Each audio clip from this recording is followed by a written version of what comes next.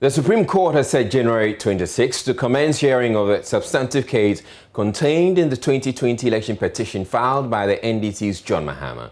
The former president's lawyers, however, say this directive by the court is problematic because there are various applications before the justices that remain outstanding. Mr. Mahama is in the apex court seeking to annul the results of the 2020 elections, which went in favor of the NPP's Nana Akufo-Addo. Court correspondent Joseph Akable sat through proceedings on Wednesday as the court affirmed its commitment to completing the petition within 42 days. The Apex Court has settled on 5 questions it believes goes to the heart of this election petition. They have to do with 1, whether or not the petition discloses any reasonable course of action. 2, whether or not, per the data available, any candidate obtained more than 50% of the vote cast. 3, whether or not the second respondent obtained more than 50% of the vote cast by the exclusion or inclusion of Techiman South constituency results, whether or not the declaration was in violation of the Constitution, and finally, whether or not the alleged vote pardon affected the results as declared.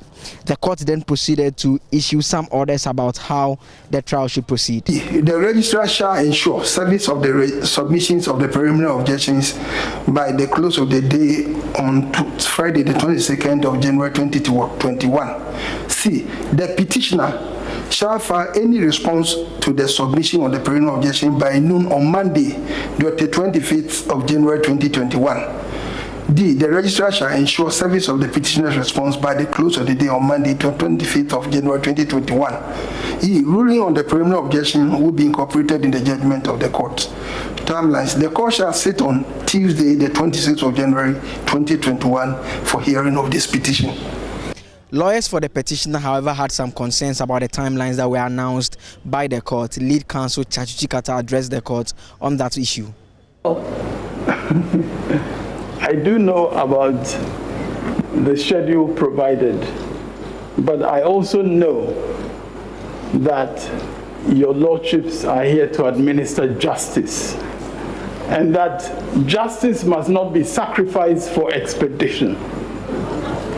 President Akufo-Addo's legal team, however, says it all forms part of approaches or moves to delay the court. Frank Davis is a member of the legal team. Of course, expedition is justice.